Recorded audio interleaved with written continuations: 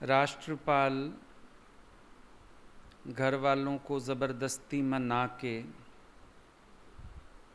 हठ कहो, ज़िद कहो, और दूसरी तरफ उसकी लगन, उसकी भक्ति, और ये कहो कि उसका एक समय आ गया था। जैसे घड़ी की 2 सुइयाँ 12 बजे मिलती हैं, एक समय आ जाता है जब हमारा ईश्वर से संयोग होना होता है, मिलाप होना होता है। ईश्वर उस समय हमको अंदर से उतावला भी कर देता है।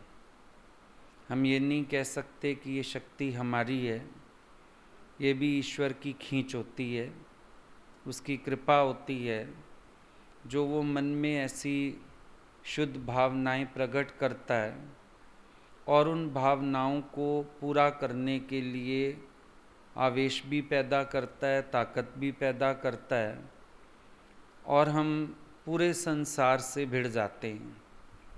अभी राष्ट्रपाल भी पिता से भी भिड़ना ही पड़ा, माता से भी, पत्नियों से भी, बहनों से भी, मित्रों से भी, यानी समाज का भी सामना करना पड़ता है, सगे संबंधियों का भी सामना करना पड़ता है, अपने मन का भी सामना करना पड़ता है। लेकिन समझ में यही आता है कि मेरी क्या शक्ति, कर पाऊँ भक्ति, ये प्रीत भी तुम खुद निभाना। आज अपने अपने पीछे जाके अगर देखते हैं तो आज हैरानी लगती है, पता नहीं ये संघर्ष हम कैसे कर गए, पता नहीं हम कैसे कदम बढ़ा गए, पता नहीं कैसे हम सबका सामना कर गए। ताजुब लगता है। अगर बहुत संघर्ष भी सामने नहीं आया तो भी ऐसे लगता होगा जैसे सहजी समर्पण हो गया, अपने मन से भी बहुत लड़ना नहीं पड़ा। गुरु अच्छा लगा, ज्ञान अच्छा लगा, गुरु का प्यार अच्छा लगा, अपने आप ही हमारी दिशाएं मुड़ती चली गईं। अब राष्ट्रपाल भी बड़ा उतावला होके क्यों आया गुरु के पास? जिस चीज़ को पाना चाहता है उसको वो मिल गई है, जिसके लिए संघर्ष था वो चीज़ प्राप्त हो गई है। अंदर जो उत्कंठा थी, डर लग रहा था, पता नहीं हाँ करेंगे नहीं करेंगे, कैसे रास्ता मिलेगा, मार्ग मिल गया। बहुत उतावला होके बुद्ध के पास पहुंचा और बुद्ध भगवान भी उसके उतावलेपन को पहचान गए कि कैसे कोई जिज्ञासु आता है। राजा जनक आए, गुरु ने पहचान लिया कि उत्तम जिज्ञासु आया है। राष्ट्रपाल भी आया, बुद्ध पहचान गए, गुरु की बहुत कीमत है, इसको ज्ञान की कीमत है, ये अपना समय नहीं बर्बाद करना चाह रहा। एकदम गुरु के मिलते ही इसको लगन लग गई है, वो भी पहचान गए। जब हम गुरु के सन्मुख आते हैं, गुरु हमारी लगन भी देखता है, तड़प भी देखता है, प्रेम भी देखता है, और अंत तक भी देखता है कि इनको वही लगन, वही तड़प, वही प्रेम है। क्योंकि नए नए जब आते हैं बहुतों को लगन लगती है, आगे चल के फिर ज्ञान पकड़ लेते हैं और गुरु को ही छोड़ देते हैं।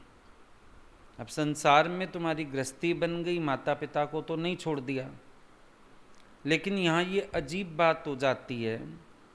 दादा ने चाहे गुरु का थोड़ा सा ही संग मिला तो भी गुरु को नहीं छोड़ा, बहुत महिमा गाई, बहुत गुरु को प्रकट किया, लेकिन एक अजीब बात होती है कि गुरु से प्रयोजन नहीं, बस ज्ञान से प्रयोजन। महीनों के महीने बीत जाएंगे, एक शब्द का आदान प्रदान नहीं, बातचीत ही नहीं। हैरानी लगती है कोई कैसे रह सकता है, एक हाल चाल तक पूछना नहीं, बस हमी गुरु हमी ज्ञान, नानक लक्ष्मण मेरो ही नाम। तो ऐसा व्यक्ति ना भक्त है, ना जिज्ञासु है, ना ज्ञानी है, किसी कैटेगरी में उसको खड़ा नहीं कर सकते। क्योंकि जो पहले दिन वाला प्यार है वो हमारा बना रहना चाहिए। वो लगन, वो खींच, वो आकर्षण, वो तड़प, वो बना रहना चाहिए। तो बुद्ध ने उसका उतावलापन देख के समझा कि कैसे इसके अंदर प्रेम है, भाव है।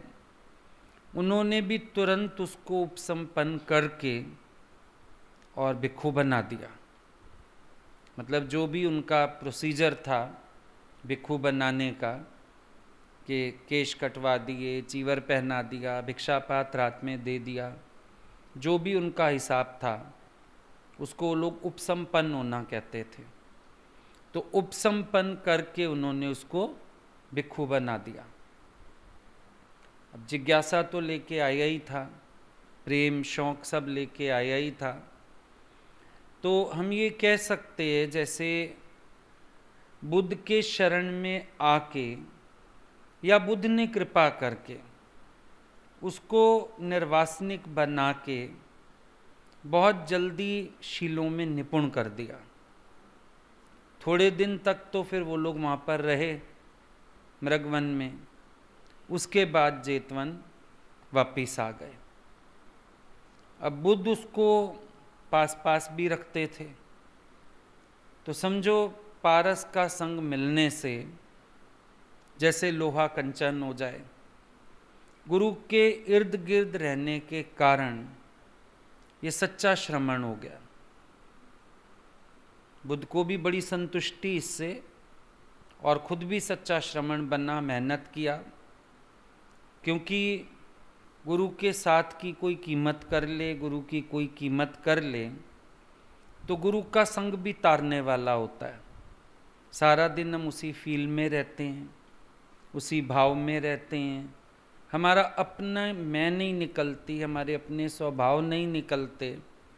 इर्द गिर्द रहने का फ़ायदा तो यही होता है कि जितना हम पास रहते हैं गुरु के, जितना प्रकाश के नज़दीक रहोगे, अंधेरा तो मुड़ के नहीं आएगा ना तुम्हारे पास। अंधेरा तुमसे भी दूर रहता है क्योंकि तुम प्रकाश के पास बैठे हो।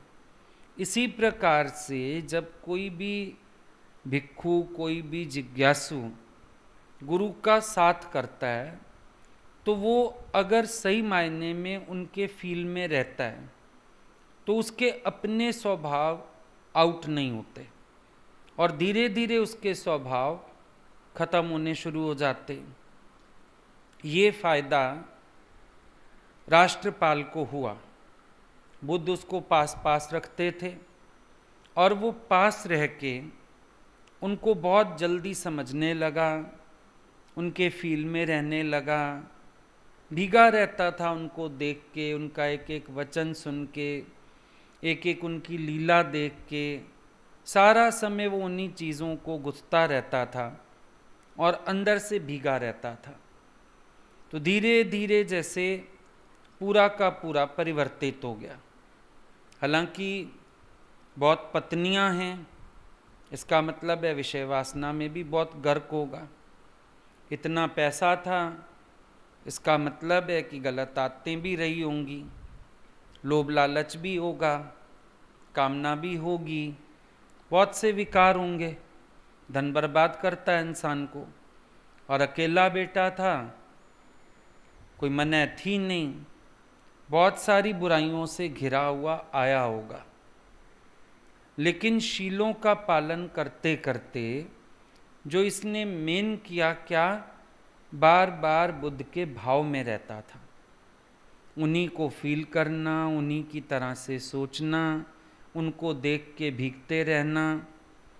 एक समय आया जब पूरी तरह से पलटा खा गया।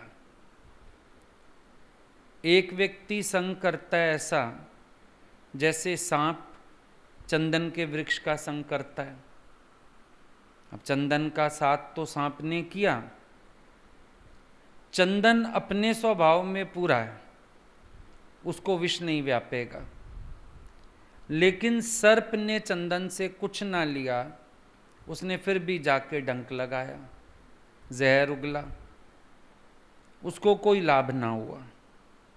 एक ऐसे जिज्ञासु होते हैं जो चंदन रूप गुरु के पास तो रहते हैं, लेकिन अपने विषैले स्वभावों से नहीं छूटते, क्योंकि चंदन के साथ मिलके चंदन रूप नहीं होते।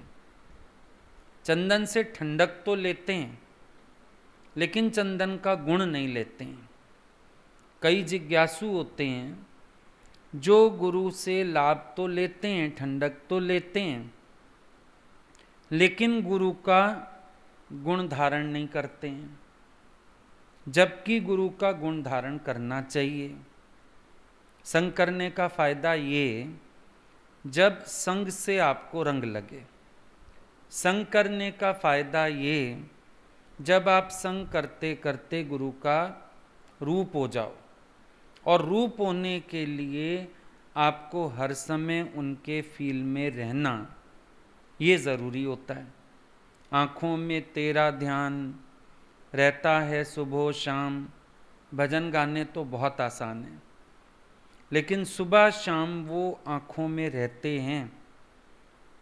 हर समय हृदय गदगद रहता है, एक एक शब्द उनका गुदगुदाता रहता है, एक एक लीला, एक एक दर्शन, एक एक अदा, ये सब अंदर उतरती चली जाए। और जितना हम इन फील्ड्स में रहते हैं, उतना हम शीलवान सहज होते जाते हैं, क्योंकि जिसका ध्यान करते हैं उसका रूप हो जाते हैं। अब काफ़ी समय जब बीत गया तो एक दिन आया बुद्ध के पास, कहने लगा मेरे घर वालों ने जब मुझे भिक्षु होने की इजाज़त दी थी तो उन्होंने एक शर्त रखी थी कि मैं आपसे आज्ञा लेके बीच बीच में घर आया करूँगा और घर वालों के साथ भी प्रेम निर्वाह करूँगा। क्योंकि जब उस बुजुर्ग ने कहा था कि तुम लोग मिल आया करना, नहीं तो ये बीच बीच में आके मिल जाएगा। अब घर के लोग तो मिलने आ नहीं सकते थे, पहले तो यही नहीं पता बुद्ध का ठिकाना कौन सा रटन पे। दूसरी बात, फिर पता नहीं बुद्ध के नियम क्या, कोई इतने सोर्स तो थे नहीं अच्छे ट्रांसपोर्टेशन के, तो घर के लोग तो इतना समय नहीं आए। लेकिन इसने बुद्ध को एक बात बोली कि अगर आप कहें तो मैं चला जाऊं अपने शहर में, घर के लोगों से मिलके आ जाता हूं। बुद्ध ने विचार किया, ये सत्यनिष्ठ है। समझना बात को, बुद्ध ने विचार किया ये सत्यनिष्ठ है, मतलब बेईमान नहीं है कि इसको घर भेजूंगा उनके रंग में नहीं रंग जाएगा, घर भेजूंगा वहाँ अपने रस पूरे करने नहीं लग जाएगा, घर भेजूंगा वहाँ बसेरा नहीं कर लेगा, घर भेजूंगा वहाँ खाने पीने की दावतें नहीं उड़ानी शुरू कर देगा, घर भेजूंगा वहाँ अच्छे गदेलों पे सुख आराम लेने नहीं लग जाएगा, घर भेजूंगा वहाँ से पैसा लेके अपने लिए सुख आराम के साधन कपड़े लत्ते ये सब नहीं बनाने लगेगा, घर भेजूंगा घर जाके घर वालों से संसार के हालचाल नहीं बांटने लग जाएगा, और इसका क्या हाल, किसका बच्चा हुआ, किसका जिया, किसका मरा, किसका बर्थडे, किसका ये। क्योंकि गुरु को ये विचार करना भी ज़रूरी होता है जब वो आपको माया में जाने की आज्ञा देता है। इसीलिए बोला गुरु को संकल्प आए तो ज़्यादा अच्छा, और अगर तुम बात करो तो ईमानदारी से करो।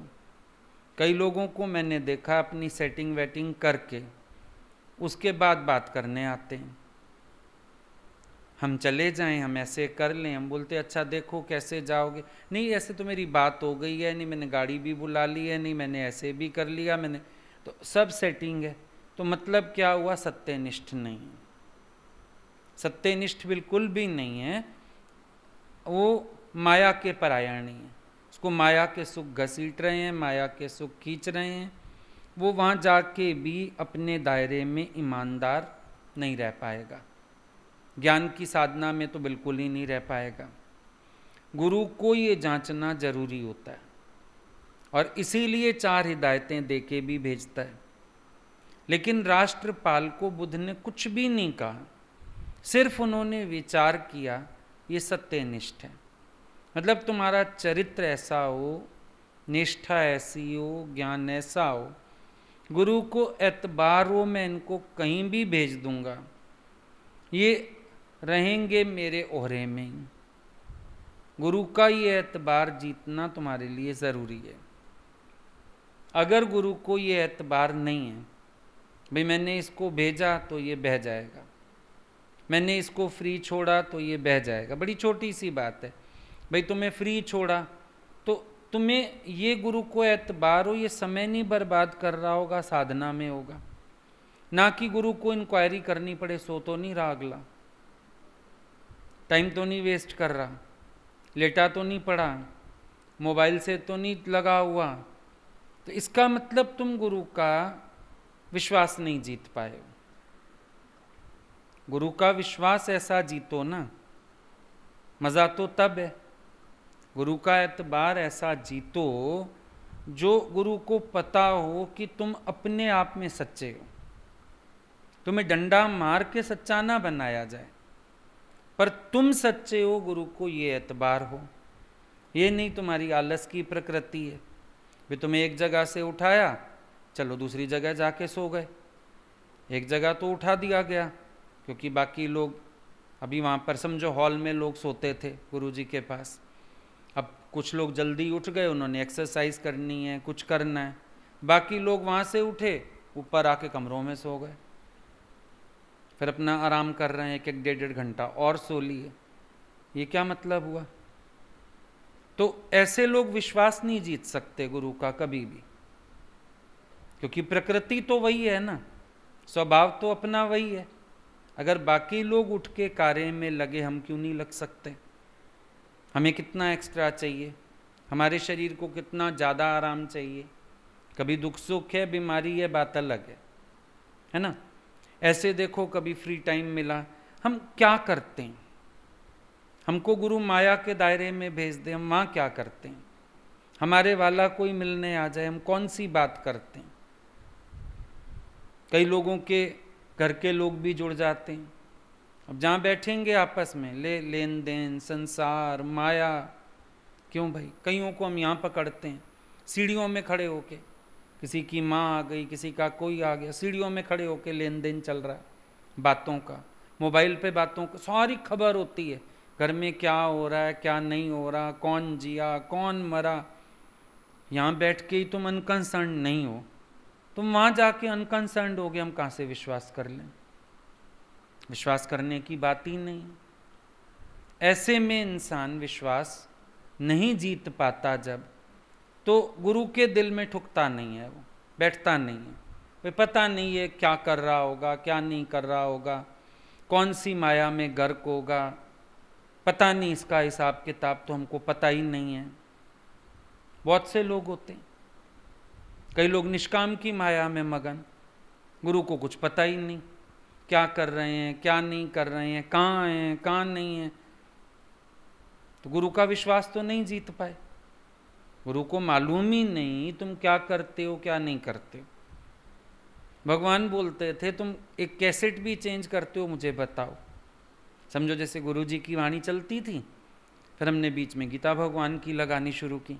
भगवान बोलते थे हमको वो भी तो बताओ कि हमने कैसेट्स चेंज कर ली हैं। उतनी भी बात करके चलो, सत्संग के बारे में भी, इतने तक भी तुम्हें गुरु को हालचाल दे के चलना है। अब सोच के देखो, जब कोई व्यक्ति अपनी बात ईमानदारी से नहीं रखता, अच्छा एक वो भी लोग नहीं जीत पाते विश्वास जो टाइम टू टाइम अपनी बात नहीं करते, जो टाइम टू टाइम अपने अंदर का हालचाल नहीं देते, वो भी विश्वास कैसे जीतेंगे? गुरु को अपना हालचाल भी तो दो ना। मेन बात ये है, तुमने तो गुरु को कई तरह से परख के विश्वास कर लिया, है ना। लेकिन गुरु को तुम्हारे में कितने आना एतबार आया। अब गुरु को अगर एतबार नहीं है, तुम निष्काम में भी जाओगे, वो कहेगा भैया वहाँ की माया में ही गर्क है। अब चिढ़ेगा तो सही अंदर वाला, मेरे लिए ऐसा सोचते हैं, तो तुम ईमानदारी से क्यों नहीं चलते हो, हाल चाल दे के क्यों नहीं चलते हो, आज्ञा में क्यों नहीं रहते हो। इसका मतलब तुम्हारे अंदर चोर है।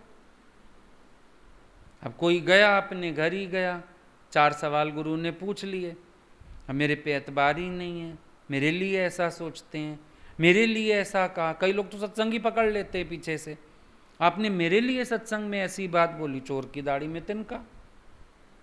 क्योंकि अपने अंदर का हाल चाल तो पता ही है। तुम ही अपने पे विश्वास नहीं कर पाए, हम तुम्हारे पे क्या विश्वास कर लेंगे।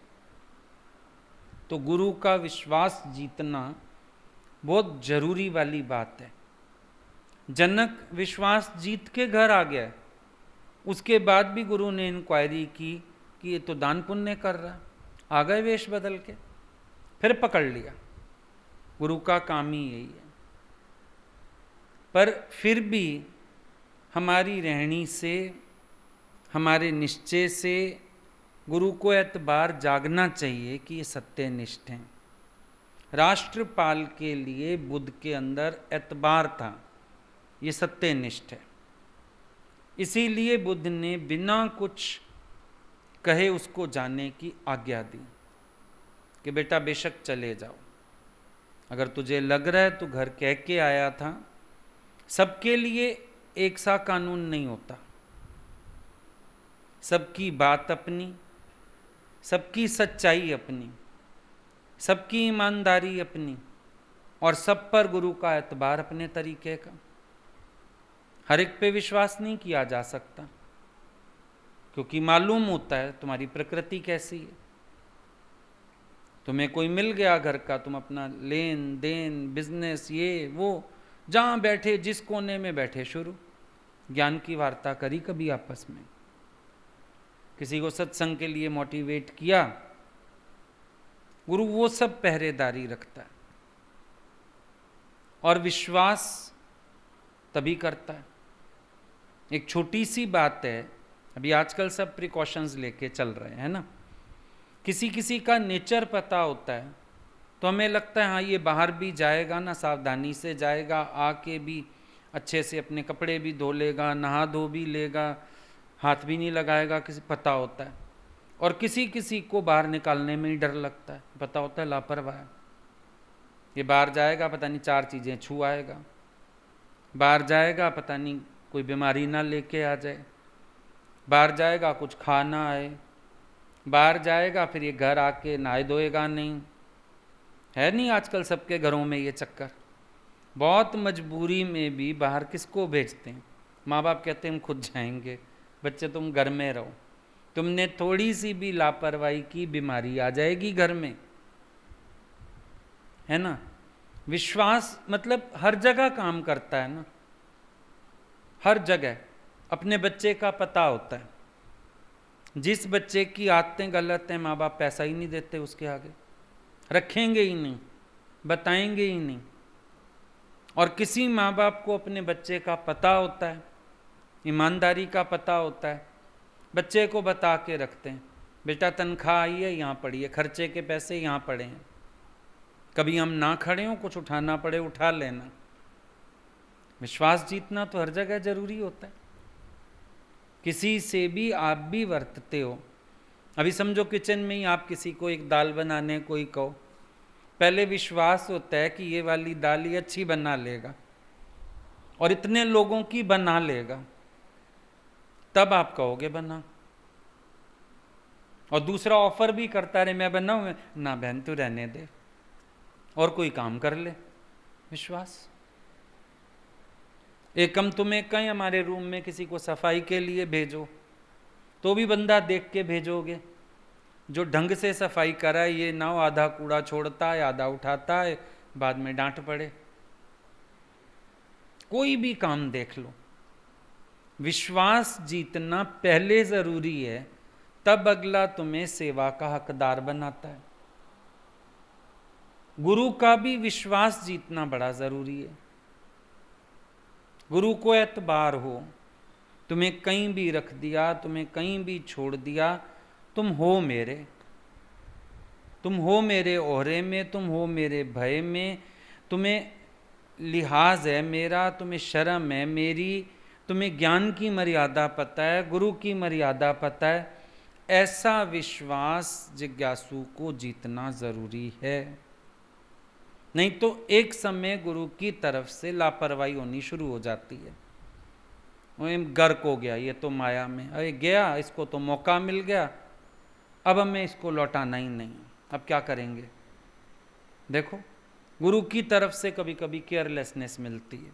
कई लोग कहते हैं सबको तो आपने देखा, सबको तो चिट्ठी लिखी, तुमने लिंक कितना रखा, तुमने अपने को जोड़ के कितना रखा, तुमने गुरु के आगे समर्पण कितना किया, तुम उदास कितने हुए, तुम्हें याद कितनी आई, तुम बालकवत भाव से कितना चल रहे हो। तुम तो ज्ञान ओट ओट के चल रहे हो, तो गुरु क्या करे ऐसे में। कोई कर दिखावा भक्ति का, ओढ़े चादर उजलिया, तो फिर हम क्या कर सकते हैं, दिखावा करता रहे। गुरु से ज्ञान का नाता ही नहीं है, गुरु से प्रेम का नाता होता है। गुरु को ज्ञान प्रदर्शित करना ही नहीं होता। कि कोई बच्चा माँ बाप को कोई बॉडी थोड़ी दिखाता है, दिल से जुड़ा रहता है, प्यार दिल से जुड़ा रहता है। शरीर तो माँ बाप की पालना से ही रिष्ट पुष्ट हो रहा है, ज्ञान तो गुरु की कृपा से ही रिष्ट पुष्ट हो रहा है, पर मेरा तो हृदय का नाता जुड़ा रहा है उनसे। तो विश्वास जीतना पहले जरूरी वाली बात है। एतबार होवे ना गुरु को, बात तो तब बनती है।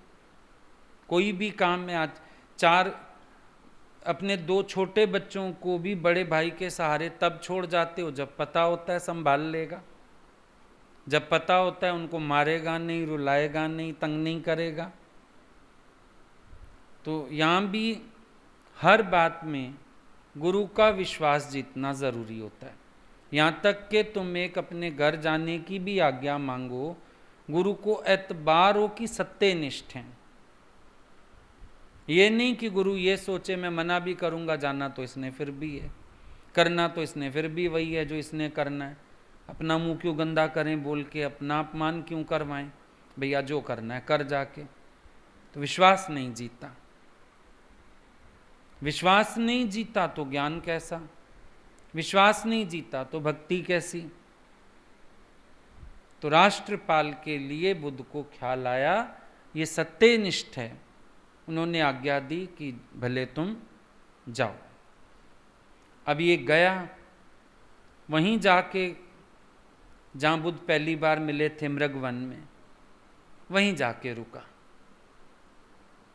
एक तो वो जगह थी जहाँ इसको भिक्खु बनाया गया, वही जगह थी जहाँ बुद्ध भगवान से पहली बार मिला, पहला प्रवचन सुना, वहीं से इश्क जागा।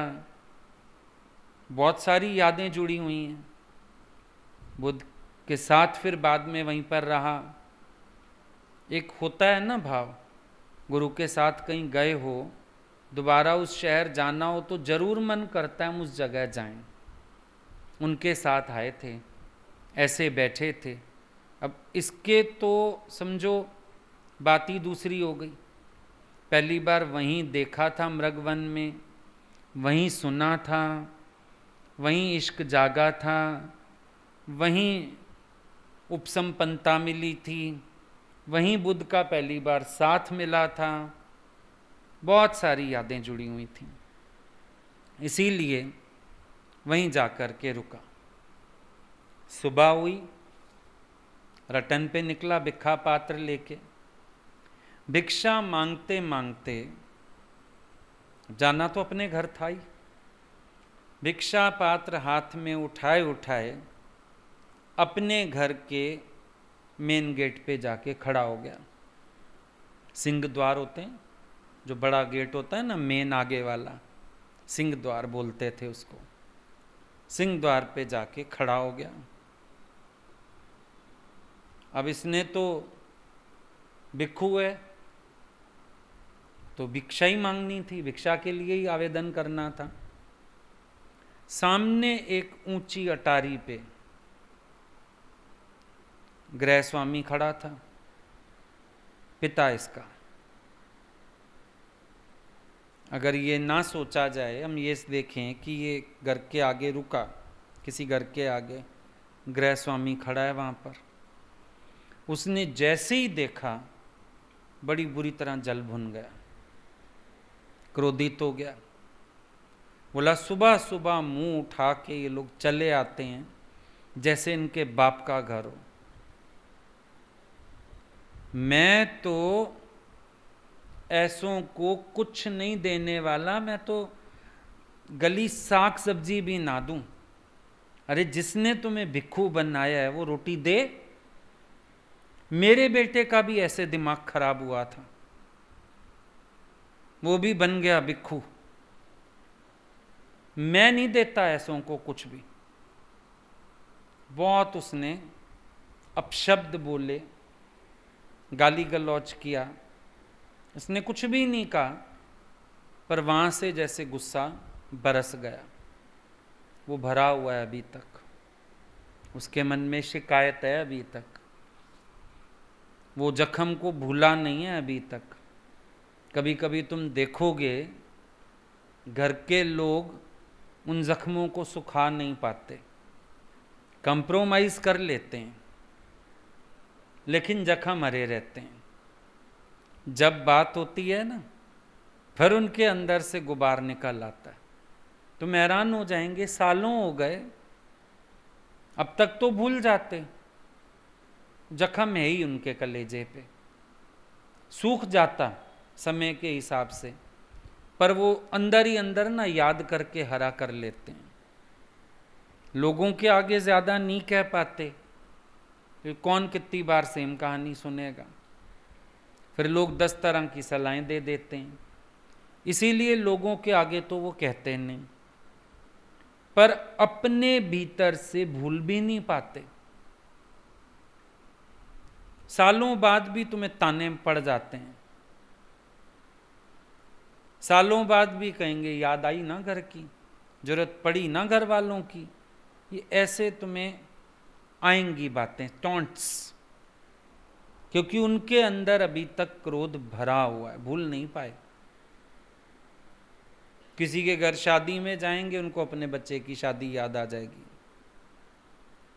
तुम्हारी कजन वजन की शादी हो ना, बुला भी लेंगे तुम्हें, फिर चले जाओ, रोने बैठ जाएंगे, क्या हुआ देख आज हमारी भी घर ऐसे शहनाई गूंजती। अब सालों बाद जब पता है कुछ हो नहीं सकता, लेकिन फिर भी निकलती हैं बातें। संसार की विस्मृति के सिवाय ईश्वर की स्मृति नहीं है, और जहां ईश्वर की विस्मृति है वहां फिर संसार की स्मृति तो है ही है। हम ये कह ही नहीं सकते कि कोई संसार को विस्मृत कर पाएगा। वो धारणाएं, वो सोच, वो या तो सुमरन से बदलेंगी, ज्ञान से बदलेंगी, अपने पर कृपा करने से बदलेंगी, नहीं तो वो चीजें बनी रहती हैं। अब उसके पिता ने देखा खाली भिक्खू और शुरू हो गया। अब ये भी नहीं पता इस भिक्खू का उससे कोई संबंध है, ये बुद्ध भगवान का ही भिक्खू है, बस बेटा याद आ गया अपना और क्रोध आ गया। बेटा याद आ गया, अपने घर में जो सारा सीन हुआ है वो याद आ गया।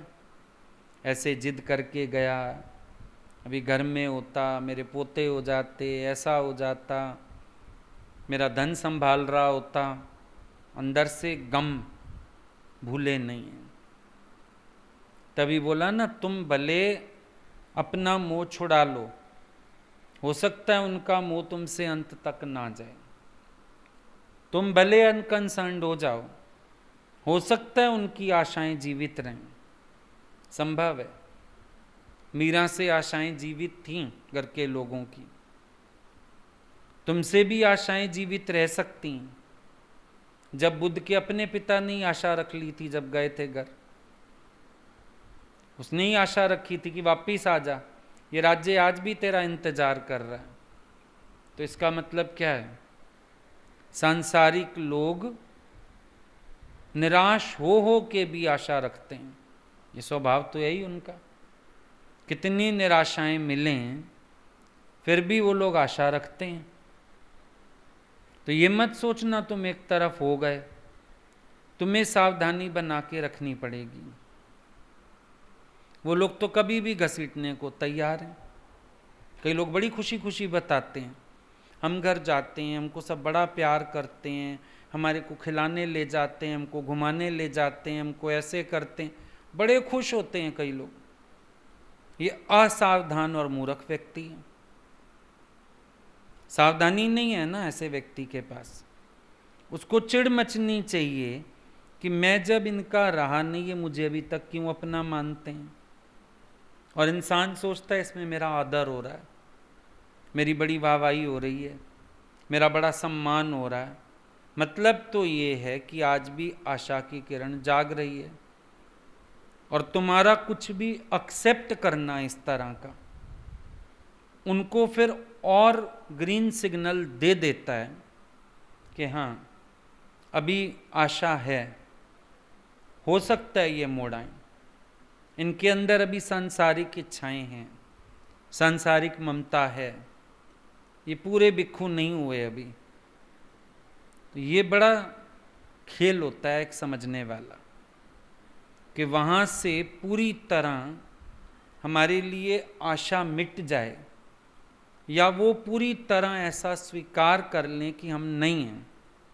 बहुत रेयरली होता है। जनरली वो लोग मेरा मानते रहते हैं कि दुनिया के लोग मुर्दा ही नहीं निकालते ऐसे घर से, मरे हुए को भी याद कर लेते हैं, तुम तो अभी जिंदा हो। तो जब तक श्वास है तब तक आस है। जब तक तुम्हें सांस आ रही है, अगलों को आस बंधी हुई है कि हमारे बन सकते हैं, कोशिश तो कर लें। तभी तो साम दाम दंड भेद सब प्रयोग करते रहते हैं वो टाइम टू टाइम। चीज़ें देना, पूछना, ये सब साम दाम दंड भेद नीति के अंतर्गत है। दाम की नीति कि लोभ लालच होगा, शायद इसी वजह से ही फंसे रहें, इसी वजह से ही हमारी तरफ आकर्षित रहें। तो उसने बहुत क्रोध कर दिया पिता ने। खैर ये तो शांत रहा। इतने में दासी निकली बाहर। वो एक दिन के पहले का भोजन जो उस घर में किसी को खाना नहीं था, फेंकने आई थी, बासा भोजन। राष्ट्रपाल उसको देख के बोलता है, बहन अगर ये भोजन इस घर में किसी के खाने योग्य नहीं है तो कृपा करके तुम ये मुझे ही दे दो। अब दासी को तो क्या फर्क पड़ना था, एक दिन पहले का साग भात था सारा, उसने उसको दे दिया। हमारे घर में तो ये खाएगा कोई नहीं, बासा है, खराब है, हमारे हिसाब से ले लो। राष्ट्रपाल ने उससे वो लिया और घर के बाहर एक पेड़ था, पेड़ के नीचे जाके बैठ गया और खाने लगा। दासी अंदर गई, उसने इसके पिता को बताया कि मुझे लगता है, जैसे उसका फेस देखा मैंने, आवाज़ सुनी, मीठी आवाज़ सुनी, मुझे लगता है वो आपका पुत्र है। और उसने मेरे से वो सब बासा भात ले लिया है और पेड़ के नीचे बैठ के उसको खा रहा है। अब तो पिता भागा बाहर। जैसे ही नजदीक पहुंचा, पुत्र को देख के बहुत व्याकुल हो गया और उसको कहने लगा, अरे तुम अपना घर छोड़ के यहाँ ये पेड़ के नीचे बैठ के ना खाने योग्य ये बासा भात क्यों खा रहे हो? अंदर चलो, आराम से भोजन करो। राष्ट्रपाल हंसने लगा, बोला वो मेरा घर नहीं है, वो आपका घर है, पहली बात। दूसरा, वहां से तो मुझे गाली मिली, वो तो मैं खा चुका, भिक्षा में गाली मिली, वो मैं खा चुका। अब मैं ये भोजन कर रहा हूं।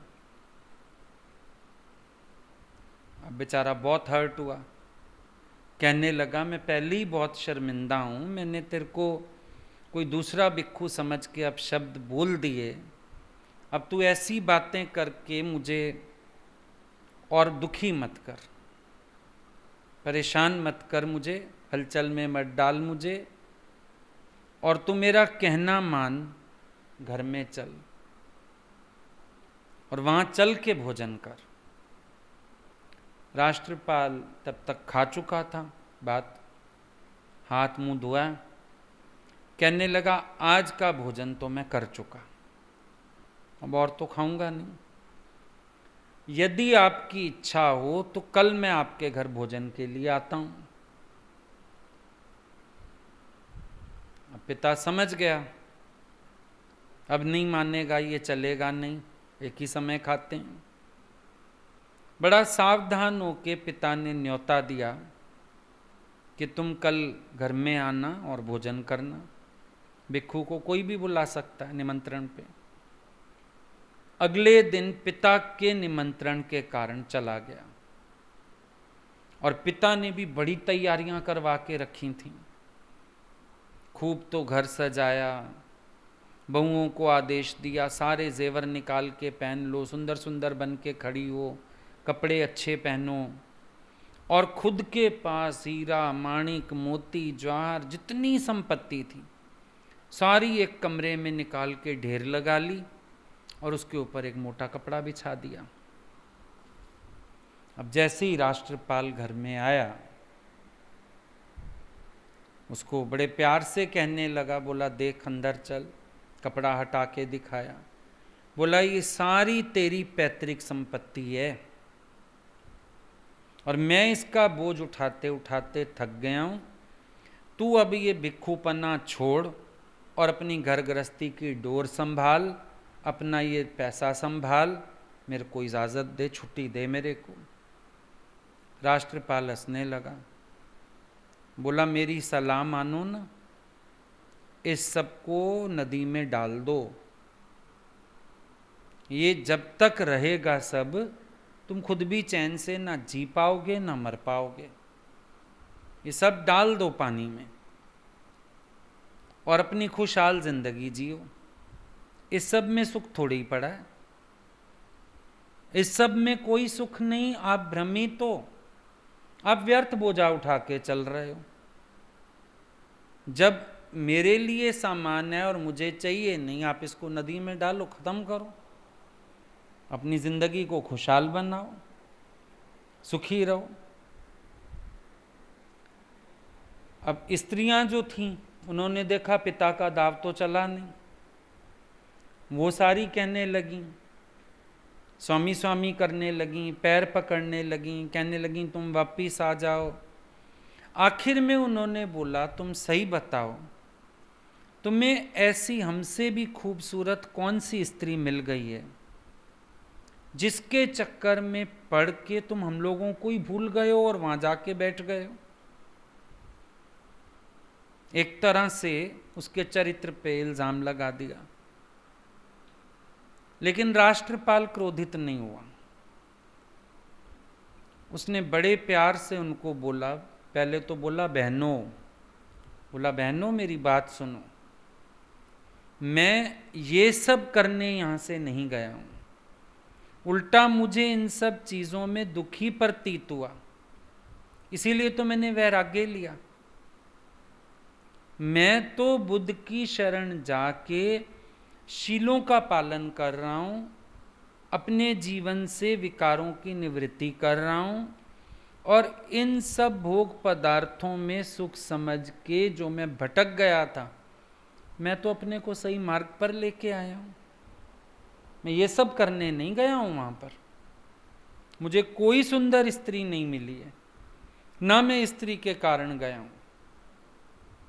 मैं तो अपनी जीवन धन्य करने के लिए अपने गुरु की शरण में बैठा हूं। ऐसे करके उसने समझाया। अब पत्नियां तो कहाँ घसीटना चाह रही हैं, पति किस वैराग्य की बात कर रहा है। बड़ा वैराग्य से भरा हुआ उल्टा जवाब सुन के पत्नियां तो बेचारी बेहोश होके गिर गईं, जैसे ना हिलती थीं, ना डुलती थीं, ना आंखें खोलती थीं। घर में ही एक सीन क्रिएट हो गया। पिता उधर सिर पकड़ के बैठा है, पत्नियां जमीन पे पड़ी हैं। राष्ट्रपाल ने बोला पिता को, देखो ये सब नाटक देखने में तुम्हारे घर में नहीं आया था। अगर तुमने मुझे भोजन कराना है तो कराओ, नहीं तो मैं चलता हूं। ये सब कोई बात ही नहीं।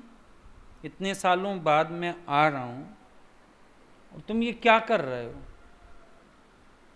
तुम पैसा दिखा रहे हो, ये विरलाप दिखा रही हैं, बेहोश होके गिर रही हैं, जमीन पे पड़ी हैं। मैं चलता हूं फिर। ये सब नाटक देखने नहीं आया मैं यहां पर।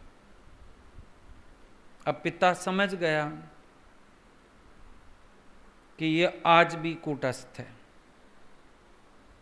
कोई लाभ नहीं होगा इसमें से, ये एक अशर्फी भी मेरे धन में से लेने वाला नहीं। और पत्नियों की तरफ ये उस दृष्टि से, काम दृष्टि से, संबंध की दृष्टि से, ममता की दृष्टि से देखने वाला नहीं। उन्होंने भोजन परसवा दिया। भोजन में देखा स्वाद और अस्वाद भोजन दोनों को उसने उसी प्रकार खाया जैसे कल बासा भात खा रहा था। जरूर घर वाले भी तो देखेंगे ना तुम्हारी स्थिति। इतना समय गुरु के पास रहे, आज भी रस जिंदा है कि मर गए? उसके पिता ने भांप लिया कि कुछ भोजन ऐसे बने जो बहुत स्वाद थे, कुछ अस्वाद। अगलों को तो पता चल रहे हैं स्वाद अस्वाद, पर ताज्जुब उसको ये है कि जिस स्वाद से कल इसने बासा भात खाया था, उसी स्वाद से आज ताजे स्वाद और अस्वाद सारे भोजन उसी स्वाद से खा रहा है। इसके जीवन में कोई फर्क नहीं है। समत्व योग जरूर आपके आचरण से छलकेगा, अगर होगा। नहीं है तो मन के खिड़की दरवाजे बहुत कहीं से भी निकलेगा। पर अगर होगा जीवन में समत्व योग, होगा इंद्रिय संयम, होगा मन पर संयम, तो जरूरी दिख जाएगा वो। एक आवश्यकता, एक लोभ, एक आवश्यकता शरीर की भोजन, एक रस, एक आवश्यकता शरीर की किसी चीज की, एक लालच है अंदर। फर्क तो पड़ता ही पड़ता है और देखने में भी आता ही है। खैर, प्यार से भोजन करके और वो वहाँ से जैसे सबके घर से निकलता था वैसे निकला। कोई विशेष विदाई नहीं है और कुछ उसने हाथ में लिया नहीं। किसी के घर से भी नहीं लेके निकलता, यहाँ से भी क्यों लेके निकलेगा। जैसे सबके घर से निकलता है वैसे का वैसे निकल के आ गया। वापस अपने मृगवन में आया। उधर कुरु देश का जो राजा था, वहाँ का राजा, उसको पता चला राष्ट्रपाल के आने का। भाई भिक्खु है और बहुत नज़दीकी भिक्खु है बुद्ध का। बुद्ध का वो आदर बहुत करता था। राजा कई लोगों के साथ दर्शन करने आ गया। दर्शन करने आया तो प्रणाम किया, फूलों की एक चादर, सुंदर सा आसन बना के राजा के सेवक साथ लाए थे। वो बिछाया गया राजा के बैठने के लिए। अब राजा को तो शर्म आएगी ना, उनके सामने कैसे बैठे। उसने राष्ट्रपाल को भी ऑफर किया, आप यहाँ आके बैठें फूलों की सेज पर। राष्ट्रपाल कहने लगे, नहीं, वो आपके लिए उचित है, मेरा यहीं बैठना उचित है। हर कदम पे नीति मर्यादा को जानते हैं और गुड ऑफर्स को एक्सेप्ट नहीं करता है। पता ही यहीं से चलता है। जगत में रहने में बुराई थोड़ी है। ये जो जगत भीतर आता है, ये जो गुड ऑफर्स एक्सेप्ट हो जाते हैं, ये जो अंदर वाला फिर रूप बन जाता है चीज़ों का, परेशानी तो इससे। राजा बैठ गया आराम से। बात करते करते राजा कहने लगा, आपने घर बार छोड़ा, भिक्षु बने, आपको संसार में क्या सार मिला? मेरे विचार से 4 तरह के लोग भिक्षु बनते हैं। कौन? पहले होते हैं बड़ी उम्र के लोग, बुजुर्ग लोग, जिनको कोई खाना नहीं देता, जिनको कोई सेवा करने वाला नहीं, जिनको कोई पूछने वाला नहीं, वो लोग बड़े बड़े भिक्षु बन जाते हैं।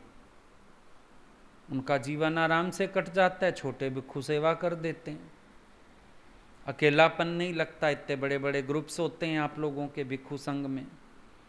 तो एक तो ये बूढ़े लोग भिक्षु बनते हैं, अपना अकेलापन दूर करने के लिए, सेवा लेने के लिए। घर के लोग पूछते नहीं, उनका काम बन जाता है।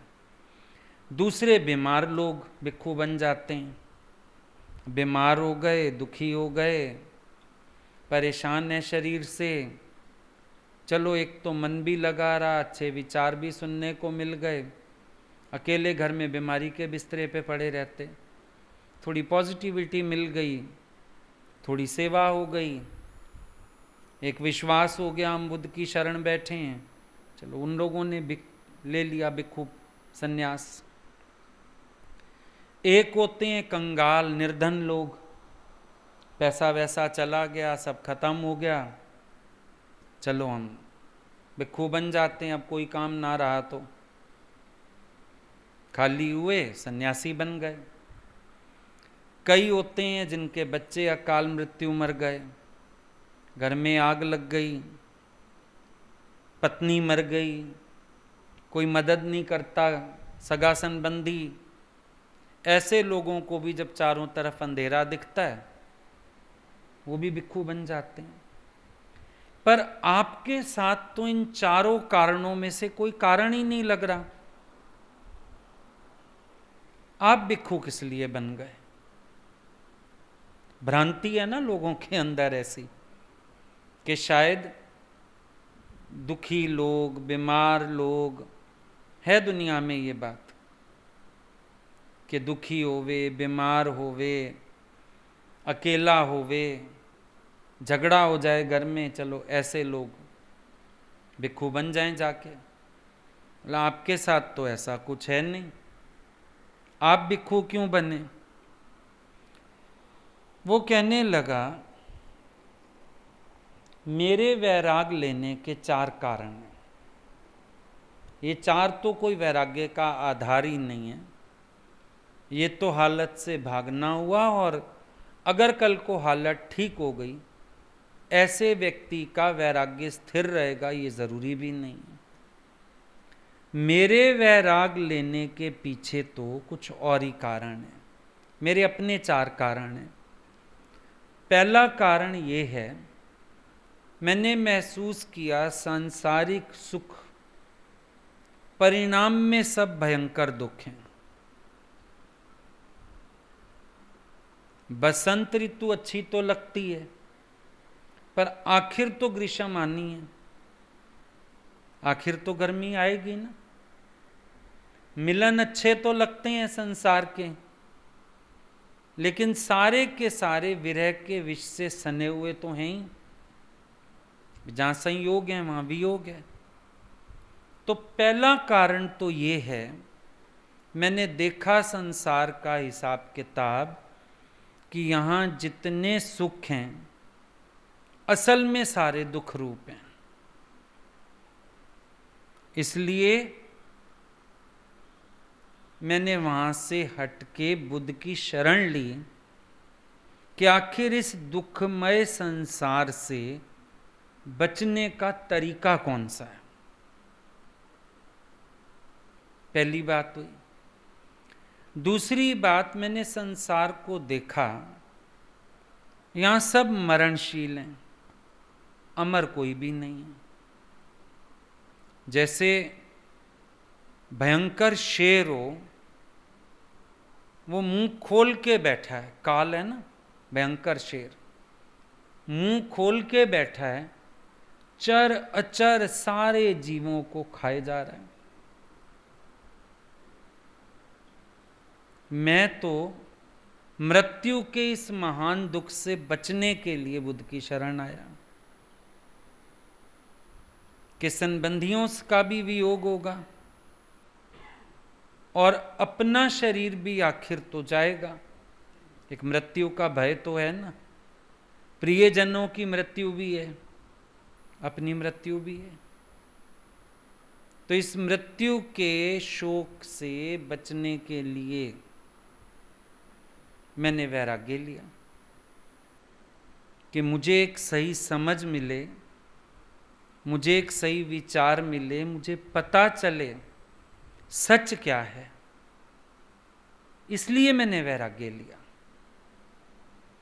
तीसरी बात, जहां तक संसार में दृष्टि दौड़ाओ सब नाशवान, क्षणभंगुर, ऊपर से कोई किसी के काम नहीं आता, सब छोड़ जाते हैं, स्वार्थ तक सब काम आते हैं और अंत में तो बिल्कुल ही छोड़ जाते हैं कि राम नाम संग है। अब मुझे लगा यहाँ रिश्ते नाते भी सच्चे नहीं, मुझे लगा यहाँ तो संगी साथी भी कोई नहीं। मैं कह रहा हूं मैं सबके साथ बैठा हूं, पर मुझे तो अकेलापन ही महसूस हुआ। तो मैं भागा संसार से कि यहां तो स्थिर ही कुछ नहीं है, अपना ही कोई नहीं है, यहां बैठ के क्या करूं। तो मैंने वैराग्य लिया।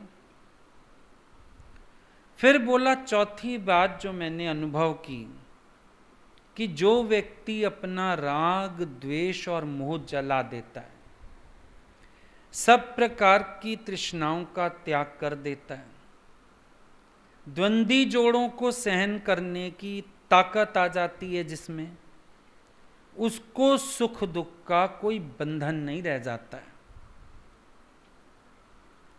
ये मुख्य कारण है मेरे भिक्षु बनने का कि बुद्ध की शरण में ऐसी साधना की जा सकती है कि जो काम क्रोध लोभ नरक के द्वार है, इनको जला के भस्म कर दिया जाए, सब तृष्णाओं से उपराम हो जाए, द्वंद्वी जोड़ों में समानता हो जाए। अब सुख दुख का बंधन नहीं रहेगा ना। तो इसका मतलब मेरे जो तीन पहले वाले कारण हैं उन सब को जीतने की ये कुंजी है। मैंने इसलिए वैराग लिया, उन कारणों से वैराग नहीं लिया। और सच्चे वैरागी के लिए वो कारण भी नहीं होते हैं। तो राजा को बहुत प्रसन्नता हुई, ज्ञान भी मिला, समझ भी आई। सब प्रणाम करके राजा और उसके कर्मचारी वापस चले गए। अब राष्ट्रपाल सोचने लगा मैं भी यहां रह के क्या करूंगा। कहा तो था घर वालों ने आते रहना, प्रेम निर्वाह करना, लेकिन आज भी तो इन लोगों के अंदर वही एक्सपेक्टेंस, वही चीजें, वही मोह, फिर वही खींचना चाहते हैं। शायद बुद्ध ने यह भी अनुभव करने ही भेजा था। सत्यनिष्ठ है, बुद्ध ने भेज दिया, बुद्ध की भी लीला है। समझ गया, बुद्ध ने मुझे दिखाया कि एक बार अगर मुंह मोड़ लो संसार से तो मोड़ ही लो। मुड़ मुड़ के अगर जाओगे फिर तुम्हें उन्हीं चीज़ों का सामना करना पड़ेगा। वो लोग फिर तुमसे आशाएं रखेंगे, तुम सोचोगे मैं जरा प्यार की मलहम लगाए आता हूं, और वो तुम्हारी टांगें अपनी मुंह की दलदल में खींचेंगे। राष्ट्रपाल को ये सबक पक्का हो गया, समझ गया ये बासी भात खाना भी थोड़ा महंगा ही है। एक तो बासी भात बाहर का जो मिला था, एक बासी भात जो सब छोड़ के आया, फिर गुरु को आज्ञा लेके दोबारा गया। समझ गया ये बासी भात खाने की आवश्यकता नहीं है, मैं गुरु के पास बैठा हूं, मेरे को रोज उनकी कृपा उनका प्रेम सब मिल रहा है। बिल्कुल शुद्ध हृदय होके, वो जो एक संकल्प अंदर रह गया था घर वालों को भी खुश करने का, उनकी शर्त पूरी करने का, आज वो संकल्प भी लय हो गया। बिल्कुल पवित्र अंतःकरण से वापिस आ गया बुद्ध के पास। वापिस पहुंच के जेतवन में बुद्ध की शरण ले ली, अपना अनुभव बताया, और कहते हैं उसके बाद वो ज्ञान में इतना जागृत हुआ, ज्ञान बल से उसने पूरे संसार को जागृति दी, और बुद्ध उससे बहुत प्रसन्न रहे अंत तक। तो ये था बासी भात की भीख।